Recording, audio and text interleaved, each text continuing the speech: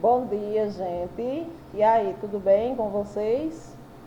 Hoje é 13 de maio, né? É o dia da abolição da escravatura.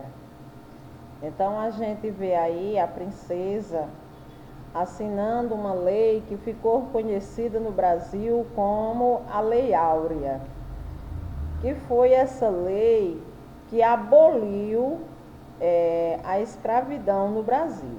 Sendo que hoje a gente sabe que ainda existe alguns trabalhos escravos dentro do nosso país, né? Ainda existe pessoas que trabalham sem um salário. Ainda existe pessoas que são escravizadas, certo?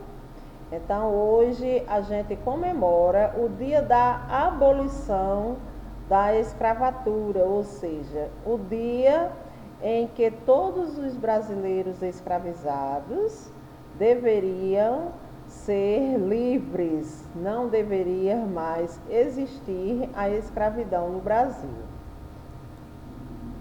Então, gente, a abolição da escravatura no Brasil, ela foi o resultado de um processo longo, lento e concluído por meio de muita mobilização popular.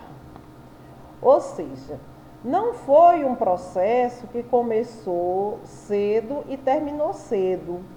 Foi um processo que precisou de muitas e muitas mobilizações populares, sociais, para que ela viesse a acontecer.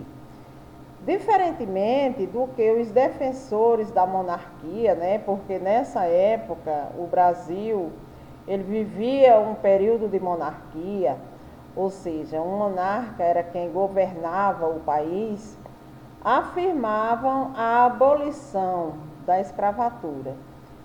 Então, a abolição da escravatura ela não aconteceu por uma decisão de bondade da princesa Isabel. Ou seja, não foi a princesa Isabel que foi boazinha, que foi legal com os brasileiros quando assinou a Lei Áurea. Mas sim, ela assinou a Lei Áurea de acordo com as mobilizações e com os movimentos que aconteceram na época. Mas foi o quê? Foi o resultado de uma intensa mobilização popular que pressionou, ou seja, que praticamente obrigou a monarquia brasileira a abolir o trabalho escravo no Brasil. Então, muitas mobilizações aconteceram, brigas, né? Porque mobilização não é brigando, dando soco, não, mas é uma briga de palavras, uma briga de argumentos, aonde se pressionava a monarquia brasileira, né? A monarquia que reinava aqui no Brasil, a monarquia que aqui estava instalada. A gente não tinha um presidente, a gente tinha uma monarquia, um monarca. E aí a princesa Isabel, ela assinou essa lei que ficou conhecida como a Lei Áurea. Só que não foi por bondade, não é porque ela era boazinha, não, mas sim por pressão de populações, daquelas pessoas que apoiavam o movimento abolicionista, ou seja, que apoiavam a ideia de que o brasileiro deveria deixar de praticar o trabalho escravo. E aí o nosso Brasil, né, o nosso país, ele foi construído no seu princípio pelo trabalho escravo, né? Os escravos, eles vinham lá da África, trazidos como bichos, né? Trazidos como animais, nos porões dos navios. Ali eles não tinham direito a uma comida digna, eles não tinham direito a uma viagem digna, com segurança.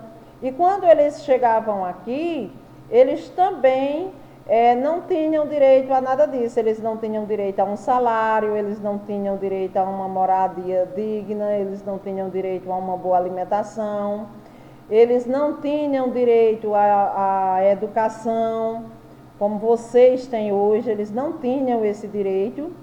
E aí eles tinham quem? Eles tinham seus senhores, que eram seus donos.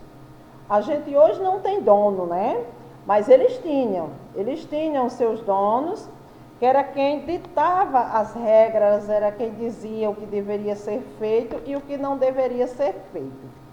E aquele que desrespeitava, né, o seu senhor, ou seja, o seu dono, ele era castigado, né, ele era acorrentado, e muitos deles chegavam até a morrer de tão pesado que era o castigo. Eu acho que vocês já ouviram falar, já comeram nas suas casas, ou se não comeram nas suas casas, mas devem ter comido fora de casa, ou devem ter visto falar de um prato bem famoso no Brasil, que é a feijoada. A feijoada, ela veio dos escravos, porque os escravos, eles como não tinham direito a uma comida digna, a uma comida boa, né? Então, os senhores, eles mandavam matar, por exemplo, o porco. Aí ali, o mocotó do porco, que era o pé do porco, a orelha do porco, as vísceras do porco, ou seja, aquelas partes do porco que eles consideravam como partes não nobres para eles, então eles jogavam aonde? Eles jogavam na senzala. Eles mandavam lá para a senzala, que era a casa dos escravos, ou seja, era o lugar onde os escravos ficavam. E ali na senzala, né, o escravo foi juntando aquelas carnes com o feijão preto e deu esse resultado que a gente tem hoje, que é a nossa feijoada. Desculpa aí. Assim como a cachaça. A cachaça, ela também nasceu assim, né? A cachaça, o senhor de engenho, né, que tinha os escravos como os trabalhadores, né?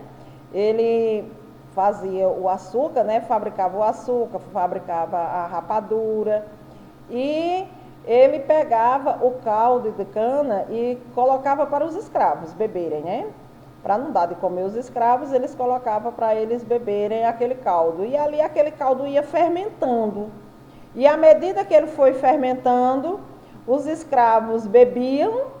E à medida que eles bebiam, eles ficavam contentes, ficavam mais soltos, ficavam bêbados, né? Só que eles não sabiam que eles estavam ficando bêbados por conta da cachaça, né? Porque eles não sabiam que ali já era uma cachaça. Mais tarde foi que se descobriu que ali era a nossa cachaça, da cana-de-açúcar, certo? E aí a gente escuta a mãe dizer: menino, tu não come banana para dormir, que faz mal. Não, isso aí é lá dos escravos. Menino, tu não come leite e chupa manga. Menino, tu chupou manga agora, não toma leite. Menino, tu tomou leite, não chupa manga. E assim por diante. Por quê? Porque o escravo, ele era acostumado a não misturar essas coisas. Mas não porque ele não podia misturar, mas sim porque criou-se a ideia, construiu-se uma ideia no escravo que essa mistura fazia mal, mas não que ela fizesse mal, certo, gente? Então, hoje é o dia da abolição da escravatura no Brasil, né? Que se comemora esse dia, certo? Vamos agora lá para a nossa leitura de leite.